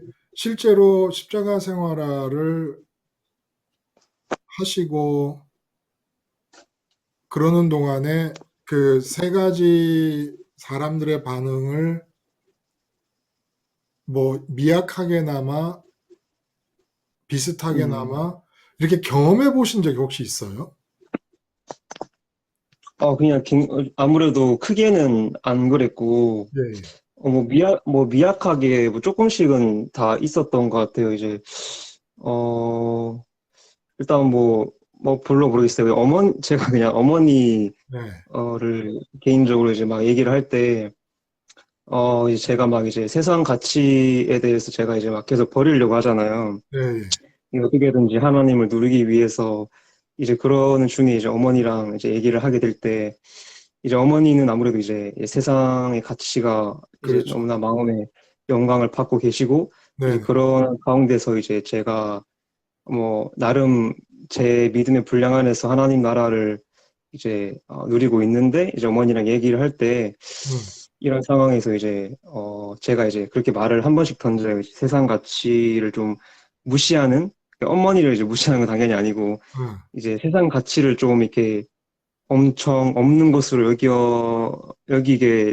여기는 그런 말투를 제가 이제 하게 될 때, 이제 어머니께서 이제, 특히 제가 돈에 대해서 얘기를 했었는데, 그런 부분에서 이제 제가 좀 지혜롭게 해야 되는 것도 맞았는데, 어쨌든 간에 저는 하나님이 너무나 좋고, 그 음. 하나님이 주시는 그것에 비해서 세상은 너무나 배설물이기 때문에 그렇게 말을 했는데, 이제 어머니는 이제 마음에 그런 세상 가치가 좋으니까 이제 그런 거에 대해서 좀 분노를 하시기도 하셨고, 음. 또 이제 그러시면서 이제 그냥 좀, 괜시리 좀 열등감을 좀 그렇게 보이셨던 것도, 그런 것 같기도 하고 네, 그리고 또 미친 것으로 한 번씩 보기도 하셨고, 그래서, 얘가 아직 철이 없어서 이런 얘기를 하는구나. 예, 예, 예, 그렇게 말씀하셨어요. 이렇게 볼 예. 수도 있어요. 철이 없는 거나 뭐 미친 거나 아니면은 뭐 뭘 몰라서 그러는 거나 이게 다 같은 세 아, 번째 반응인 것 예, 같아요. 예. 그렇죠. 이건 뭐, 어, 당장 정말 그렇게 우리가 예수님 십자가 붙잡고 하나님을 대면하는 느낌을 갖게 되면, 그리고 그 느낌 속에서 말하고 행동할 때 얼마든지 경험할 수 있는 그런 반응들이죠. 근데 이제 유대 종교인의 반응, 분노 같은 것은 뭐 요즘은 옛날 같은 방식으로는 나타나지 않을 거예요. 어, 그렇지만 하여간, 김순희님, 혹시 이 세 가지 반응들, 분노라든지 아니면은 그 하거나 아니면 속 깊은 곳에 열등감을 느낀다든지 아니면 미쳤구나, 저건 뭐 광신도구나, 뭐 이런 식으로 그 반응하는 저는, 주변의 반응을 만난 적이 있을까요? 네, 있죠. 뭐, 있어요? 크게는 잘 모르겠는데, 네. 친구들이랑 얘기하다 보면, 음, 이제는, 나는 지금 부족함이 없다. 어, 어, 그러면은, 예, 아유, 무슨 소리 하냐. 그리고 친구들이 뭐, 볼 때는 부족한 거 투성인데, 예, 음, 그리고 뭐, 저도 또 이제는 자녀가 있으니까 요즘 이제는 자녀에 대한 배우자 사이나 며느리감에 대해서 얘기를 그렇게, 많이 해요. 네, 그렇겠네. 그러면 저는 이미 알고 있거든요. 네. 나의 하나님이 다 모든 걸 알고 계시고 나는 정말 예수님만 따라가면 된다는 걸 알고 있기 때문에 이제는 그런 거에 대해서 욕심이 없으면 얘, 너 딸 고생하는 게 좋냐? 너 미쳤구나, 미쳤어. 어, 이제 이런 식으로 얘기를 들은 적이 있는 것 같아요. 그, 우리가 이제 얼마든지 일상에서 그렇게 소소한 대화의 시간이라든지 만남의 시간 속에서 그 얼마든지 경험할 수 있는 그런 내용이고, 또 때로는 그 베드로나 요한이 산헤드린 공회에서 붙잡혀서 정말 생사여탈권을 직접은 행사 안 해도 간접적으로 행사할 수 있었던 그 산헤드린 공회 앞에서 두 가지 반응이 나타났던 것 같아요. 베드로가 막 말을 하니까, 기탄 없이 말을 하니까 이 다 그 유대 종교의 이 엘리트들이 모여서 산헤드린 70명을 이루는데 깜짝 놀라잖아요. 원래 학문이 없는 사람인들인 줄로 알았는데 너무 기탄 없이 막 얘기를 하니까 깜짝 놀라죠. 의아해하지요. 그리고 또 뭐냐 말이야. 응? 너 이제 예수님이 부활했다는 그런 얘기하고 다니지 말라. 그랬더니 살아계신 하나님 앞에서 너희 말 듣는 게 옳은지 하나님 말씀 듣는 게 옳은지 너희가 판단하라. 어유, 막 이 당당함. 사실은 이제 반응이 중요한 건 아니고, 우리가 이 진짜 중요한 거는 나 개인이 신을 직접 만났느냐라는 게 사실 중요하잖아요. 이게 뭐 결정적으로 중요한 거지요. 그러면 반응은 결과적으로 나타날 수밖에 없는 거고, 이런 반응이 나타날 수밖에 없어요. 근데 어떻게 정말 하나님을 정확하게 직접 내가 만날 수 있을까? 사도 바울의 다메섹 같은 상황은 예수님이 오셔서 만나 주시고, 어쨌든 예수님이 오셔서 만났건 내가 가서 만났건 만남 자체는 만남 아닙니까? 그리고 그 만남을, 예수님이 오셔서 다메섹 도상에서 사도 바울과 만난 그 만남을 이제 딱 떠가지고 모종처럼 만나는 사람들에게마다 그걸 옮겨주는 겁니다. 내가 다메섹에서 예수님 만났던 것처럼 너도 그렇게 만날 수 있어. 근데 그 만날 수 있는 길이 뭐다? 십자가에 못 박힌 예수님을 받아들이는 거다. 그랬던 거예요. 그러니까 사도 바울은 하나님을 직접 만나게 해줄 수 있었던 사람이 아니라 예수님과 자기의 만남을 전달하고 다녔던 겁니다. 근데 예수님을 만나고 보니까 어떤 일이 생겼느냐? 조상들이 2000년 동안 불렀던 그 하나님의 이름, 그 이름이 가리키는 진짜 하나님 앞에 자기가 쓰더라는 거예요. 기절을 한 거지요. 그러니까 예수님 만난 다음에 그 진짜 하나님한테 자기가 쓰게 된 그 증거가 어떻게 나타났습니까? 예를 들어 뭐 에베소에서 막 손수건만 갖고 가고 앞치마만 갖고 가도 병자가 낫는, 그러니까 막 자기를 통해서 하나님 아버지로부터 천국의 기운이 막 사방으로 흘러 넘쳐가는데, 그 사방으로 흘러 넘쳐가는 것을 비유적으로 하나님이 보여주시기 위해서 사도 바울의 손수건을 갖다 대도 병이 낫게끔 하신 겁니다. 원래 사도 바울 손수건에 무슨 뭐 대단한 그 효험이 거기 있는 게 아니라 하나님께서 사도 바울을 통해 하나님 나라가 나타나고 있다는 것을 보여주시려고 그렇게 의도적으로 행하셨다는 거예요. 사도 바울도 깜짝 놀란 거죠. 아니, 예수님을 만났을 뿐인데 내 마음이 하나님 앞에 가서 그 증거가 평강, 항상 기쁨과 쉬지 않고 하나님을 뭔가 계속 기도하게 되고, 그리고 이 세상에서 무슨 일이 일어나든지 간에 내 삶에서, 내 영역에서 일어나는 모든 일, 내 이름 아래서 일어나는 모든 일에 대해서는 그냥 감사가 나옵니다. 하나님 뜻이 이루어지고 가는 것을 보면서. 본인도 기절했을 거예요. 응? 예수님을 담에색에서 만났을 뿐인데 왜 만났을까? 왜 나를 만나주셨을까? 해가지고 예수님의 십자가 사건의 의미를 아라비아 사막에 가서 3년 동안 기도하면서 하나님께 깨달음을 받은 거예요. 예수님이 죽으시고 부활하시고 승천하시고 맨날 얘기는 함께 죽었으니까 함께 부활할 것이고 함께 일으킴을 받아서 하늘에 안치움 받을 것이다. 맨날 이 과정만 얘기하는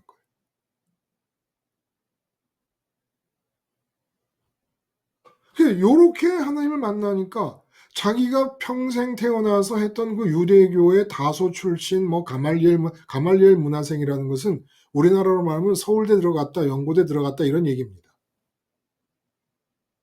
이런 식으로 유대 종교의 엘리트로서 살았던 게 다메섹에서 예수님 만난 뒤에 예수님 따라서 하나님 만나고 나니까 이건 뭐야? 종교 입장에서 보면 낙동강 오리알인 거예요. 사도 바울 상태가. 근데 낙동강 오리알인 상태에서 구원이 주어지더라는 겁니다. 유대 종교인들은 분노하지요. 그러니까 교회 열심히 다니고 있고 예배당을 열심히 참석하고 있는 사람들이 여러분을 보면 여러분 마음속에서는 예배당을 출석한다는 게 내가 하나님을 개인적으로 마주 보는 일에 아무 상관이 없다라는 걸 여러분 아시잖아요. 그래서 제가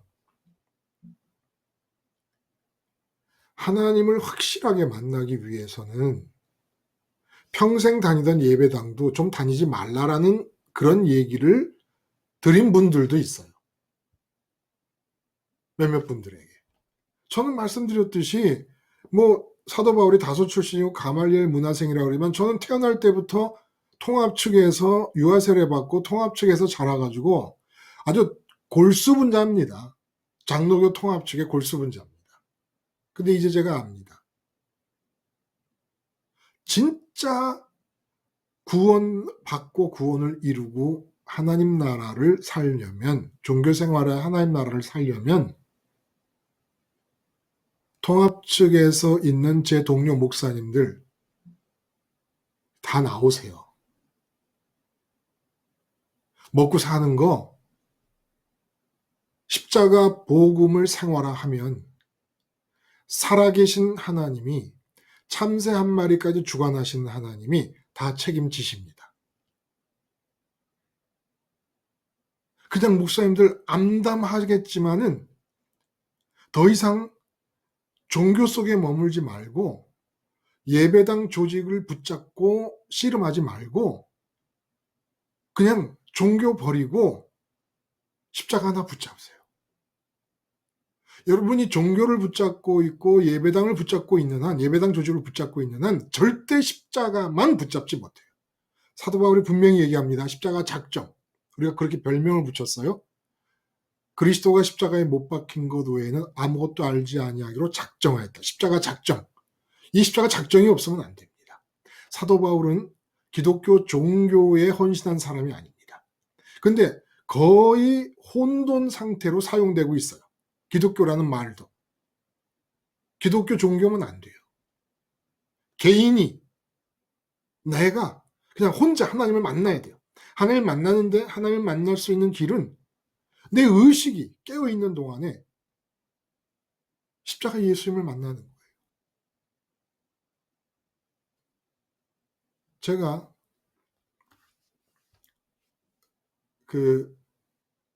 며칠 전에 혼자 기도를 하는데 혼자 기도를 할 때는 대부분 가족에 관한 생각도 거의 안 합니다. 근데 이제 가족에 관한 생각을 안 하면 안 할수록 가족과 관련된 하나님의 뜻이 명확하게 떠오를 때가 있습니다. 이렇게 기도를 하는데 아이한테 자의식에 관한 문제를 한번 짚고 넘어가라고 하는 그런 뜻으로 마음의 생각이 오는 거예요.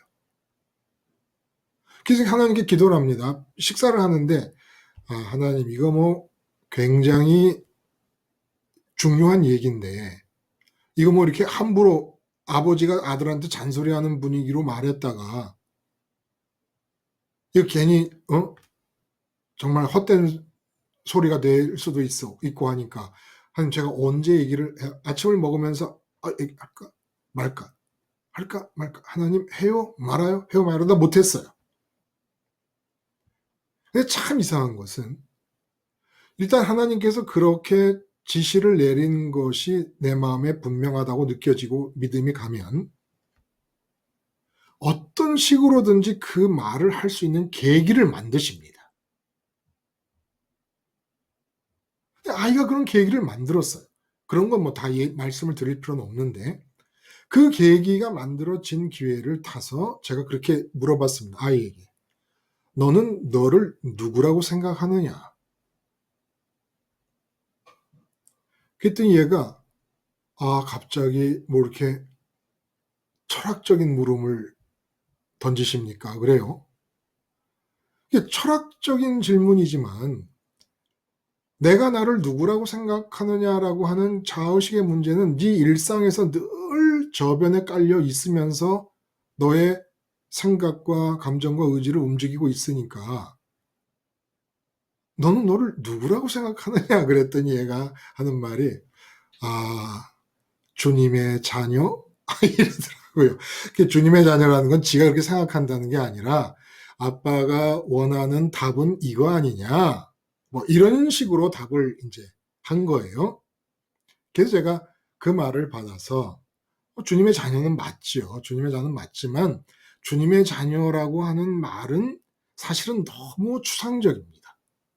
어떻게 보면 막연하기까지 합니다. 그 말이 맞아요. 맞는데 주님의 자녀다라는 말이 여러분에게 어떤 새로운 느낌이나 각오나 어떤 유익을 줍니까? 말은 맞아도 느낌이 없잖아요. 또 그것이 물론 성령이 작용할 때는 주님의 자녀라는 말이 막 살아 움직여 꿈틀거리는 그렇게 부딪힐 수도 있어요. 당연히. 근데 하여간 그 말을 받아서 제가 그랬습니다. 하나님이 너에게 지정해 주시는 그 자리가 너의 자의식의 자리가 아니겠느냐. 하나님이 너는 이런 사람이다라고 지정해 주신 그 너의 자리가 어느 자리겠냐. 결국 엄마도 셋이 같이 얘기하다가 셋이 다 공감을 가진 합의된 답이 예수님 십자가의 자리가 아니겠는가. 집사람도 하나님이 정해 주신 자리가 십자가의 자리. 그냥 거기 있으라는 거예요. 응? 우리가 받는 복 주는 복 얘기했잖아요. 이 세상에서는 받을 게 없어요. 눈을 씻고 봐도 받을 게 없어. 기름 한 방울 안 나는 것과 똑같아. 이 세상은 받을 수 있는 복은 없는 거야. 근데 이 세상에서 받을 수 있고 가져도 되는 단 한 가지가 있다면 그게 바로 십자가라는 겁니다. 십자가를 가지고 나서 십자가 뒤에 있는 부분에서부터 내가 왕창 받는 거예요. 부활의 자리, 승천과 우편의 자리까지 그 십자가 너머의 영역에서 엄청나게 받아들이는 겁니다. 기어코 창조주를 독대하는 자리까지 가는 겁니다. 그렇게 하려면 철저하게 이 세상에서 하나님이 정해주신 자리를 지켜야 된다는 거예요. 그게 십자가의 자리라는 겁니다. 그래서 제가 그랬습니다. 너는 누군가? 대답해 보라 그랬어요. 나는 십자가에서 예수님과 함께 죽은 자입니다. 나는 삼수하는 사람입니다. 나는 태승철 씨의 아들입니다. 아니라는 거예요. 나는 누굽니까? 하나님이 정해주신 자리가 어딥니까? 십자가라는 겁니다. 그래서 이 세상에서 내가 가질 수 있는 게 아무것도 없는 이 세상에서 십자가 하나를 갖게 되는 거예요. 십자가 하나를 가지면 어떤 일이 일어나느냐? 하나님을 독대하게 됩니다. 신을 내가 직접 만나게 됩니다. 반응이 중요한 게 아니라 이게 지금 중요한 거 아니겠습니까? 이게. 그래서 여기 지금 우리 참석하고 있는 혜민 씨하고 어떻게 하다 보니까 통화를 했어요. 오늘 이제 점심 이후에. 근데 이제 먼저 직장이 너무 멀고 몸도 안 좋고 해서 좀 쉬다가 지금 직장을 구하고 있는 중이라 그래요. 근데 혜민 씨에게 제가 말씀드리고 싶은 가장 우선적인 거. 이미 나는 십자가에 취직되어 있는 것입니다. 십자가가 내 자리예요. 자리. 우리는 십자가에 취직하는 겁니다. 이 세상에서. 그리고 직업으로서의 취직은 내가 하는 게 아니에요. 하나님이 하시는 겁니다. 공부할 때도 마찬가지로 해서 제 아들에게 수학 문제를 앞두고 있다. 나는 수학을 풀어야 될 사람이 아닙니다. 나는 십자가에서 죽은 자입니다. 이제 이 수학 문제는 하나님께서 내 몸과 내 지정의를 이용하셔서 하나님이 하시는 역사를 나는 따라갈 뿐입니다. 남편과 아내도 마찬가지인 거예요.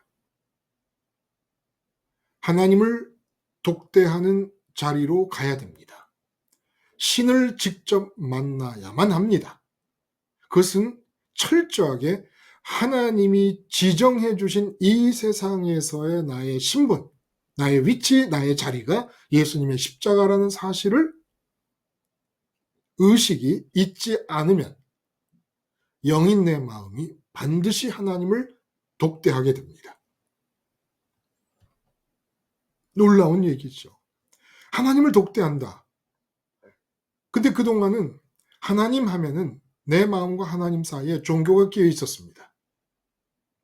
그래서 말씀을 드리는 거예요. 예배당, 그리고 예배당 문화, 결국 종교 아닙니까? 좀 끊으면 좋아요. 끊으면 좋아요. 아브라함도 종교인이 아니었고 모세도 종교인이 아니었고 이사야도 종교인이 아니었습니다. 이사야는 종교로 바뀐 것에 대해서 신랄한 비판을 가합니다. 예수님도 종교를 만드신 게 아닙니다. 예수님은 나는 종교의 창시자다 라고 하지 않으시고 길이고 진리고 생명이라. 아버지와 너를 단독 대면할 수 있게 하기 위해 내가 그리스도가 되었다.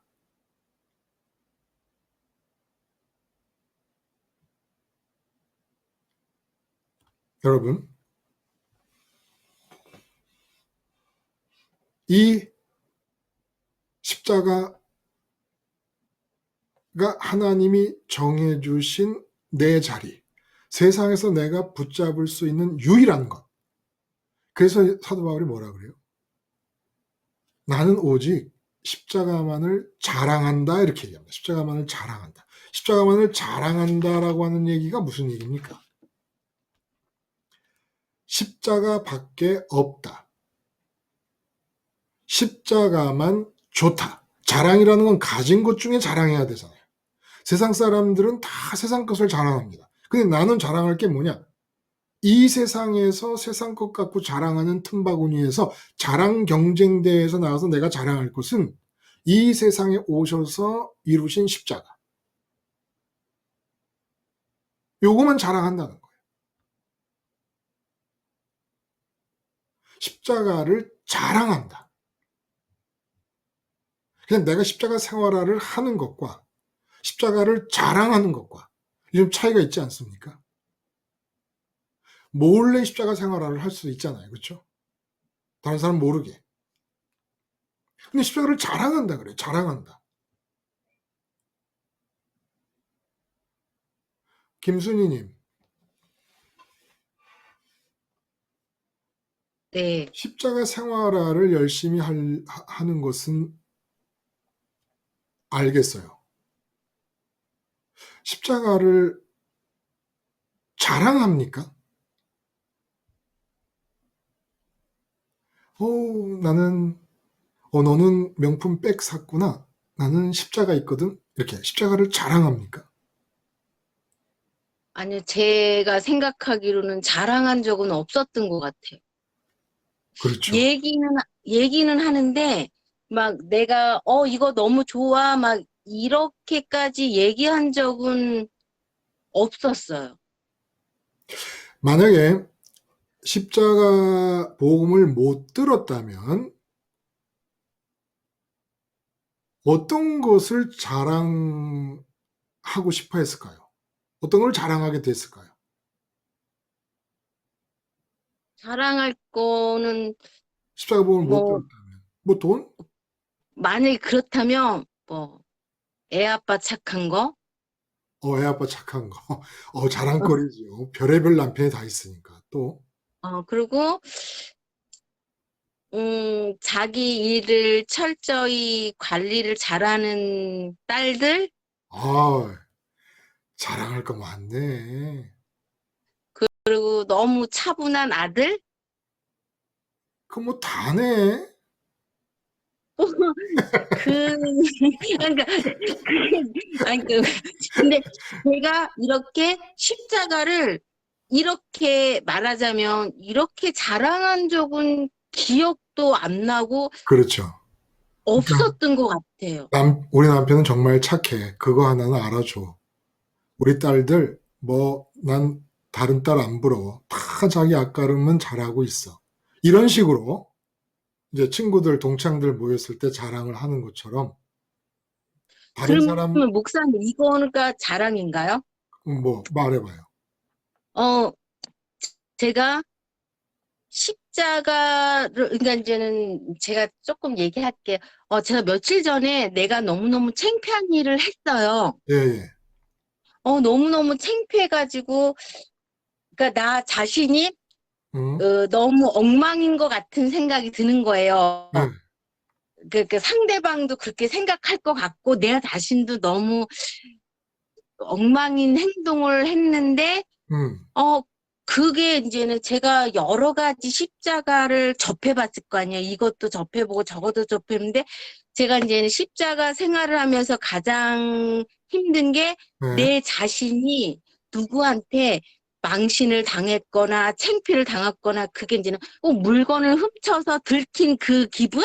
아, 아, 예, 그런 정도의 이제는 마음이 상했단 말이에요. 네. 근데, 제가 그런 와중에 십자가를 잡아야 되겠구나. 어, 십자가를 잡아야 돼.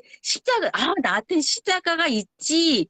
이 얘기를 했거든요. 음. 그게 자랑인가요?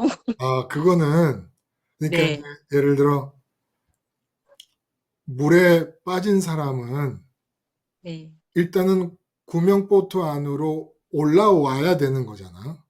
네, 지금 우리가 십자가 생활을 하는 상태는 늘 그렇게 세상에 빠졌다가 십자가 붙잡고 이제 겨우 올라와서 숨을 쉬고, 네, 그리고 조금 가다가 이제 숨을 쉬고 이제 그러는 상태인데, 네, 자랑이다 그러면 빛가번쩍한 모터 보트를 타고 샹 하고 물속에서 달리는 그런 정도 되겠죠. 그러니까 진짜 십자가를 잊었다가 찾는 것도 얼마나 대견하고 훌륭합니까? 계속 물속으로 빨려 들어가지 않고 막 바둥거리다가 또 올라오고 물에 빠졌다 올라오고 하는 거 대단한데, 지금 사도 바울이 자랑한다는 얘기는 동창들이 남편 자랑하고 어떤 사람 돈 자랑하고 할 때, 그 돈을 자랑할 때 우리 남편이 예를 들어 일을 잘해서 그 뭐라 그러죠? 하여간 보너스를 받았는데 보너스를 받았는데 10억을 받아왔다. 막 입이 근질근질 하잖아요. 응? 그 인센티브를 받았는데 막 10억이면 막 근질근질 하잖아요. 그 돈 좋아하는 사람이 남편이 10억을 갖고 왔을 때에 자랑하고 싶은 사람. 자식의 그냥 엘리트 코스 형통을 목말라 하던 사람이 자식이 서울대학을 들어갔을 때 그냥 그 자랑하고 싶은 마음. 그런 마음이 자랑한다는 거죠. 자랑을 우리가 모를 리가 없어요. 이제까지 살아봤으니까. 김수님이 자랑하는 게 뭔지를 모를 리가 없죠. 십자가도 정말 아들이 그냥 서울대 들어가는 게 최고인데 서울의대를 척 붙었어. 그때 자랑하는 엄마의 마음으로 십자가를 자랑한다는 게 사도 바울의 자랑이라는 겁니다. 이 자랑이 어떻게 이게 가능하냐? 예수님 십자가를 의식했을 뿐이에요. 유대 종교의 그렇게 힘든 모든 과정을 다 제껴버렸습니다. 종교 생활 안 해, 이제. 오직 십자가 하나만 알기로 작정했어. 종교는 떠났어. 근데 십자가 하나만 알았는데 이거 뭐 웬 떠? 2000년 동안 조상들이 불러오던 그 하나님 이름, 그 이름이 가리키는 실제 하나님을 내 마음이 만나니까 덩실덩실 춤을 추는 겁니다. 어? 하나님 만났네, 하나님 만났네, 나는 하나님 만났네, 춤을 추는 겁니다. 너희 알아? 나 하나님 만났는데, 하나님을 내가 지금 마음으로 대면하고 있는데, 창조주를 대면하고 있는데, 야, 십자가 붙잡아. 너 십자가 붙잡아봐. 응? 그냥 십자가 말고 다른 게 아무것도 필요가 없어. 십자가만 붙잡아. 그냥 하나님이 정해준 자리가 그 자리야. 그냥 죽으라고 그 자리에 있어. 그 자리를 지켜. 그러니까 미쳤다 소리를 듣는 거지요. 응? 그리고 그렇게 좋은데 유대 종교가 아무 소용이 없다 그러니까 종교인들이 발칵 뒤집혀진 거죠. 너 그렇게 좋고 행복한데 우리 유대 종교가 아무 소용 없다는 거지? 너 죽어봐. 이러고 달려든 거죠. 응? 그리고 도대체 이 사람은 누군데 세상 것을 나는 그렇게 좋아하는 세상 것을 이 사람은 이렇게 아무것도 없는데도 이렇게 행복할 수가 있냐? 그 옛날에 뭐 코미디언들이 그랬잖아요. 음의 기죽어? 뭐 이런 얘기 있었잖아요. 정말 음의 기죽어 아닙니까? 응? 이 사람은 왜 행복해? 왜 아무것도 없는데, 내가 보기에 아무것도 없는데.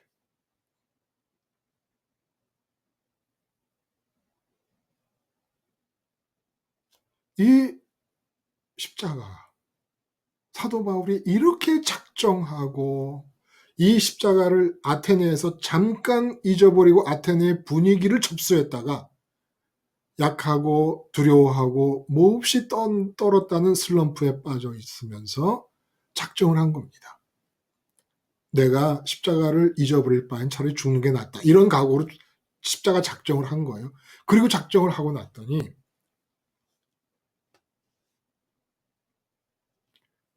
그냥 다들 물에 빠져 있다가 구명보트 위로 올라오고 물에 빠져 있다가 근데 이 사람은 그냥 모터가 3개 달린 초고속 모터 보트를 타고 샥 달려가는 겁니다. 응? 고무 구명보트를 붙잡고 헐떡이는 사람들 앞에서 자랑하면서 그게 십자가라는 거예요. 근데 그 십자가가 뭐 해주냐? 신을 내가 직접 만나게 해준다. 자, 그래서 아침에 말씀드렸죠? 공자님이 이렇게 예수님을 만나서 하나님을 단독 대면했다면 이 세상에 유교는 나올 리가 없다. 공자님이 예수님을 만나고 하나님을 단독 대면하고서도 무슨 정신이 없으신 분이라고 유교의 그 많은 쓸데없는 얘기를 하겠습니까? 응? 그냥 공자님도 똑같이 나는 십자가만을 자랑하겠다 했겠죠. 석가모니께서도 예수님을 이렇게 만나고 하나님을 단독 대면했다면 무슨 팔만대장경이 나오겠습니까? 응? 다 쓸데없는 소리죠. 그냥 뭐라 그랬겠습니까? 십자가 하나 붙잡아. 종교? 종교가 왜 필요해? 불교가 왜 필요해? 십자가 하나 있으면 되는데. 유교가 왜 필요해?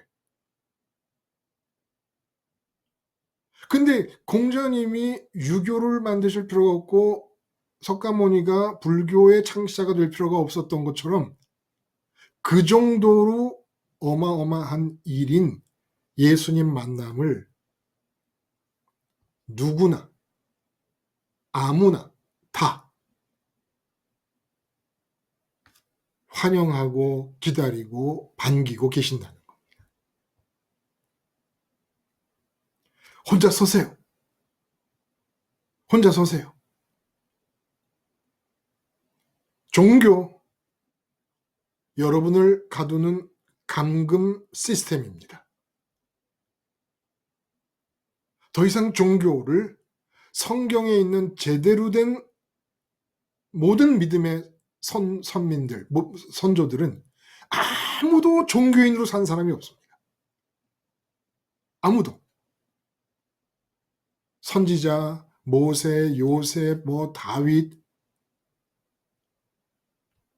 이런 히스기야라든지 이 모든 사람들, 종교로 산 사람이 없습니다.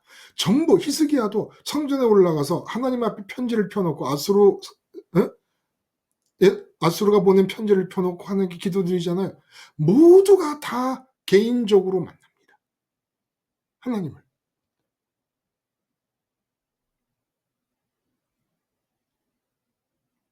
성경의 이야기는 어려움이 닥쳤을 때 그 어려운 문제를 해결하기 위해서 하나님을 만나는 것 같아도 하나님을 만나는 과정이 다 들어 있습니다. 그리고 하나님을 만나는 과정을 통해 하나님을 만나고 나면 그 다음부터 이 사람은 세상 일에 관심을 안 갖습니다. 그래서 전쟁도 너희들의 전쟁이 아니라 나의 전쟁이다. 이 전쟁은 내게 속했다. 자꾸 그렇게 말씀을 하시는 거예요. 벌써 내게 속했다는 게 무슨 말입니까? 마음을 떠났다는 거예요. 그러므로 이런 종교는 존재하지 않습니다. 세상을 버리고 하늘로 가서 하나님을 만나는 이런 것은 종교의 자격이 없습니다. 종교의 자격은 굳세게 땅에 좋음과 싫음을 느끼는 마음이 붙어 있어야 종교로서의 자격이 주어집니다. 근데 이 십자가 복음, 하나님과의 관계는 구약에서부터 선민들도 그렇고 모든 사람이 개별적으로 아브라함처럼 마음이 붙들려 있을 만한 세상의 좋은 것들을 다 버리고 하나님이 더 좋습니다를 고백하며 하나님께로 가야 되는 것이기 때문에 이 하나님 신앙은, 예수님 신앙은, 십자가 복음은 종교의 자격이 없고 미달입니다. 그리고 거꾸로 얘기하면 천주교도 개신교도 예수님 십자가에 대해 아무런 권리가 없습니다. 그러므로 종교를 버리세요. 여러분 개인에게서 종교 개혁을 일으키세요. 진정한 종교 개혁은 종교를 폐지시키는 겁니다.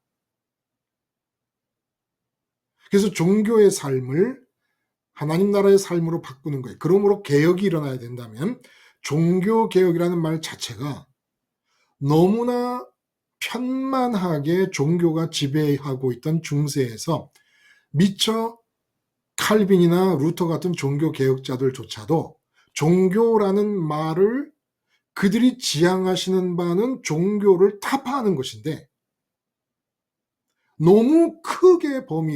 너무 범위가 크게 지배하고 있으니까 중세 때 어떻게 종교를 벗어납니까?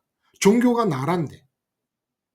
그러니까 종교 개혁이라는 말을 썼죠. 그러나 실제로 종교는 개혁될 게 아니라 하나님과 선민의 관계 속에서는 사라져야 될 것이고 폐지돼야 될 것이며 개혁돼야 된다 그러면 나의 나라의 삶을 사는 사람이 하나님 나라의 삶으로 삶의 개혁이 일어나야 되는 것이고 종교의 생활하던 사람이 하나님 나라의 생활로 생활의 개혁이 일어나야 되는 것입니다. 그러면 우리 각자는 나 한 사람에게서 삶을 개혁해야 돼요. 하나님 나라로.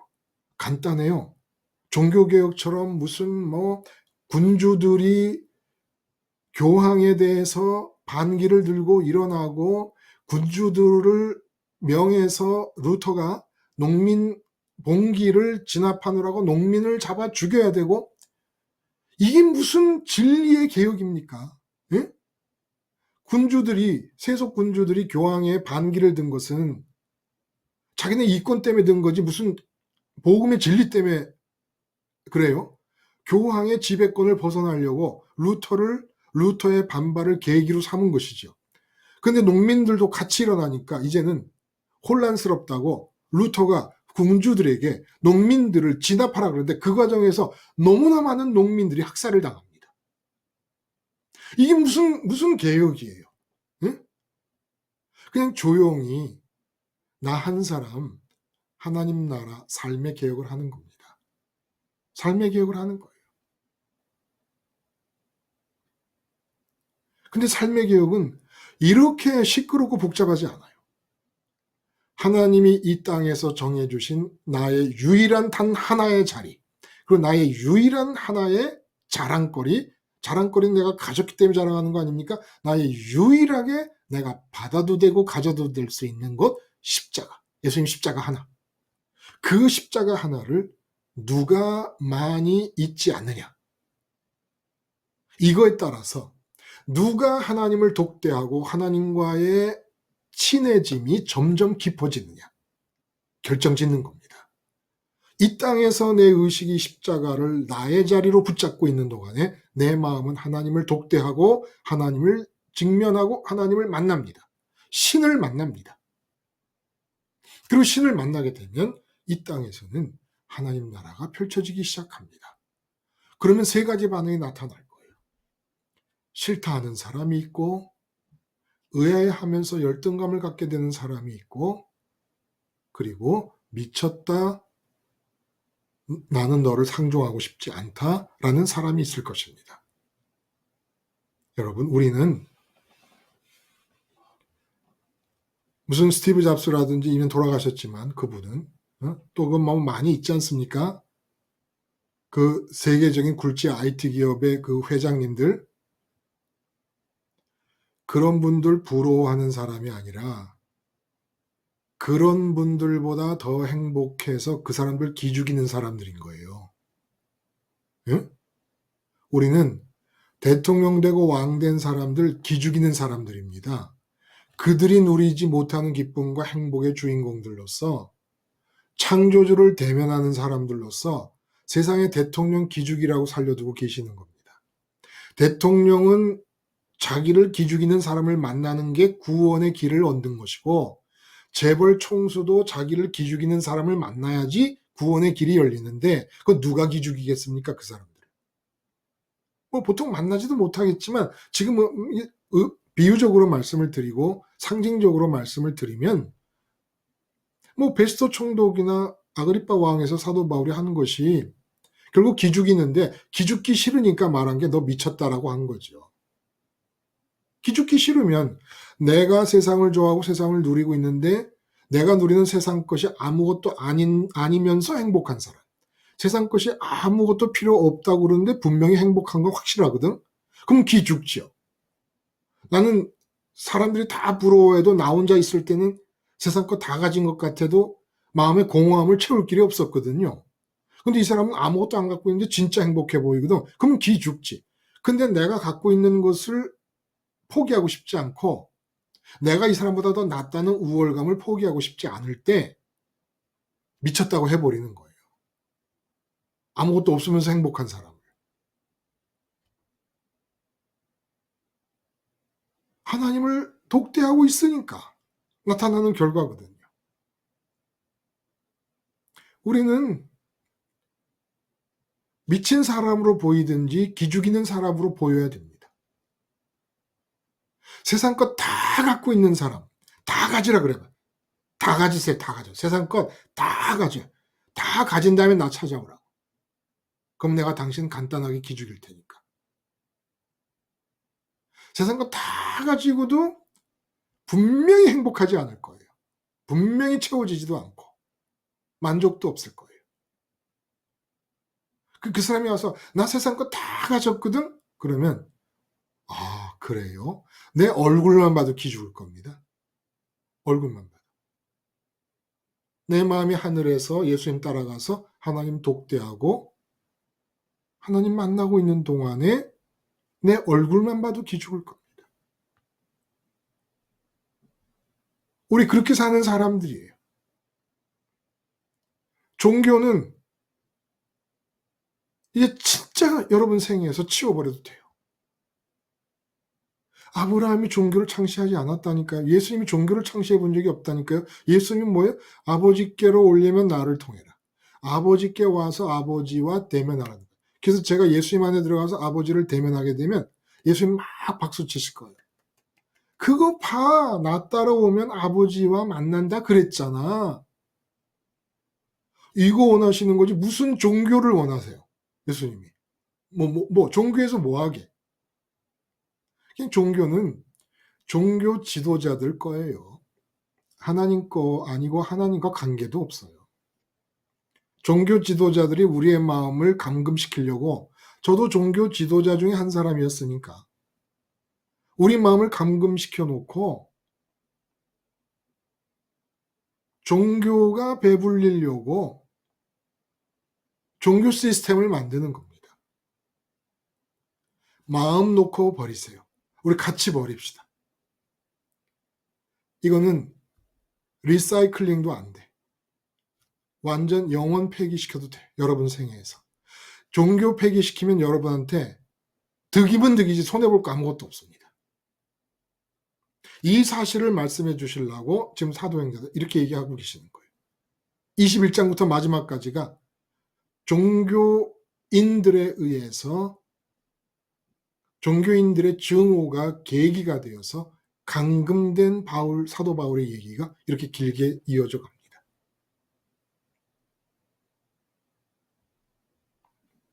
여러분, 우리 모두 개별적으로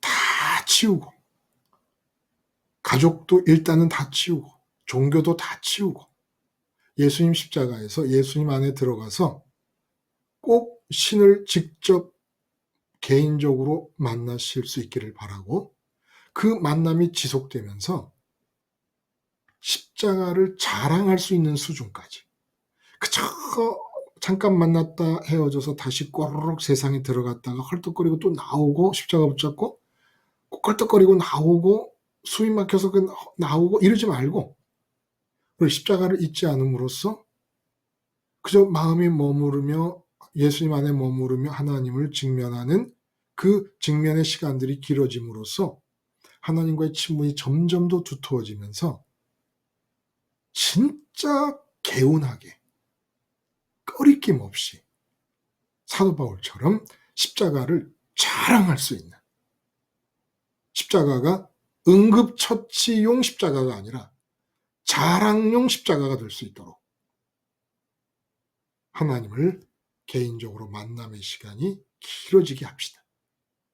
그러려면 하나님이 정해준 세상의 자리 십자가다라는 이 자아의식을 잊지 맙시다. 우리 같이 잊지 않는 거예요. 네? 기도하겠습니다. 하나님 아버지, 내게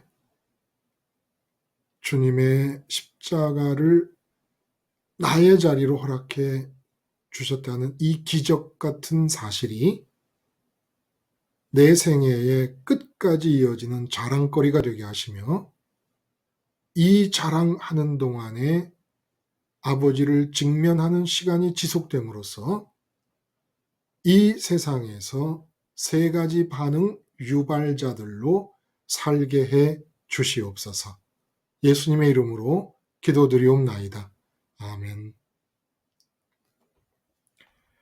여러분, 오랜 시간 감사합니다.